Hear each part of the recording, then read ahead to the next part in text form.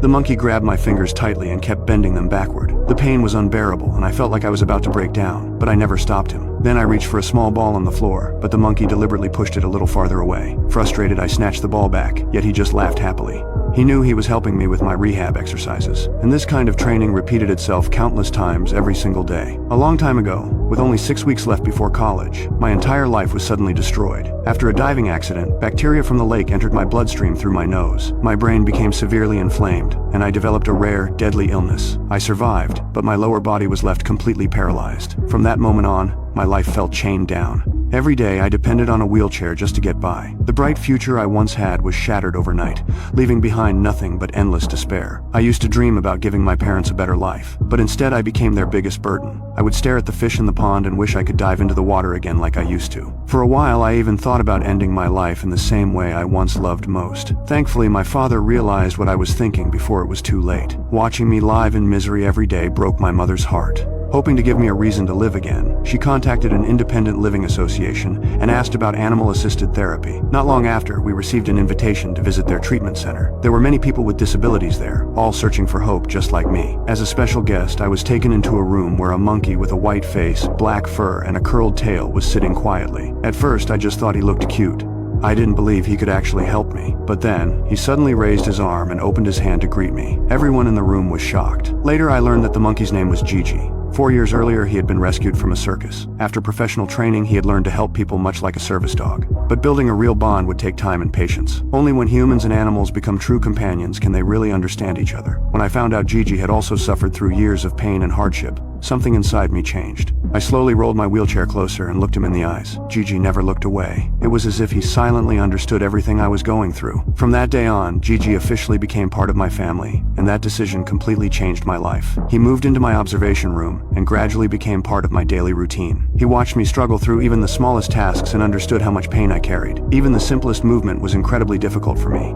Late at night, I would talk to Gigi about my suffering, and he would quietly stay in his cage listening to me. One day, I told my therapist that Gigi didn't seem to be changing anything. I even said I didn't think he could help me and that I might send him back soon. But Gigi heard every word. He stared at me with wide eyes, almost like he realized he had failed. Right then, my rehab ball suddenly rolled onto the floor. Gigi rushed over, picked it up, and gently placed it back into my hand. Then he climbed onto my shoulder and quietly rested there. I froze. Emotion hit me all at once. After that moment, Gigi became the most important part of my recovery. He helped me turn pages, practiced piano with me, and even assisted during therapy sessions. Every time I made even the slightest progress, he would jump around excitedly in celebration. At the pharmacy, he would run back and forth bringing me medicine and handing me things I needed. Everyone was amazed by how intelligent he was. Little by little, Gigi's constant companionship healed the part of me that had been closed off for so long. He gave me hope for the future again. Soon, the two of us could often be seen laughing together around town. The home that had once been filled with sadness slowly became full of laughter again. And with Gigi's help, my paralyzed body even began regaining feeling. One day, we went grocery shopping together. Gigi immediately grabbed his favorite snack, and his cute, clever behavior caught the attention of a girl nearby. To my surprise, she turned out to be my first love. After all those years apart, we both had so much to say, yet neither of us knew how to start. Ironically, it was Gigi who broke the awkward silence. He somehow gave us a reason to talk. The girl even fed him a blueberry, making all of us laugh. But happiness never lasts forever. She had to leave for work,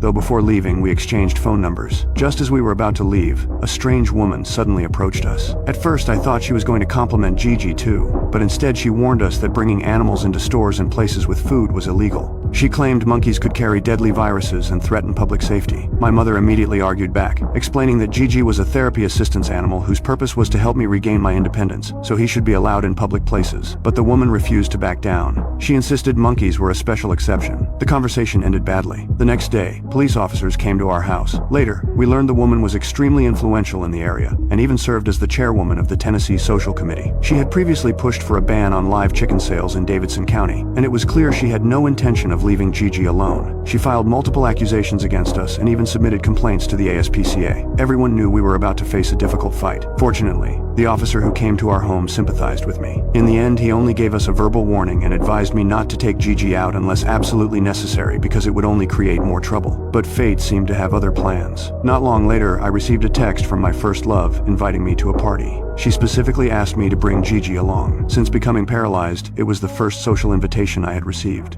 I was so excited that I accepted immediately. Gigi was thrilled too and eagerly helped me get ready. The moment we arrived at the party, Gigi became the center of attention. My first love walked over and introduced me to everyone, even saying I was the most important guest there that night. Since my paralysis, it was the first time I truly felt respected and appreciated again. Meanwhile, Gigi completely stole the show. He happily joined different games while people all around us pulled out their phones to record the adorable monkey. But the next day, videos from the party suddenly went viral online. The same woman from the grocery store showed up outside my house with members of an animal rights organization. Holding signs, they demanded that Gigi be released into the wild immediately. Soon, the media and the internet exploded with attention over the situation. Before long, the Animal Protection Committee held a hearing. During it, I shared my personal story and told everyone that Gigi was far more than just a pet. He was family. He was the reason I found hope to live again, but the woman kept insisting on the law. In the end, the vote passed 2-1 against us. I lost the case. I had no choice but to say goodbye to Gigi. On the day we separated, he seemed to understand everything already. He motioned for me not to cry, then gave me a warm hug and gently kissed my face before climbing into the cage on his own. After that, he was gone from my life. For a long time afterward, my whole family lived in constant worry. I couldn't stop wondering what Gigi might be going through. My mother often looked through old photos, remembering the days he spent with us. Then one day, my grandmother handed my mother a newspaper. Across the front page was a headline that read, "Capuchin monkeys are legal to own in North Carolina." In that moment, our family finally saw hope again. We decided to sell our house and move to North Carolina. And on the day we arrived at our new home, that familiar figure finally appeared in front of me once again.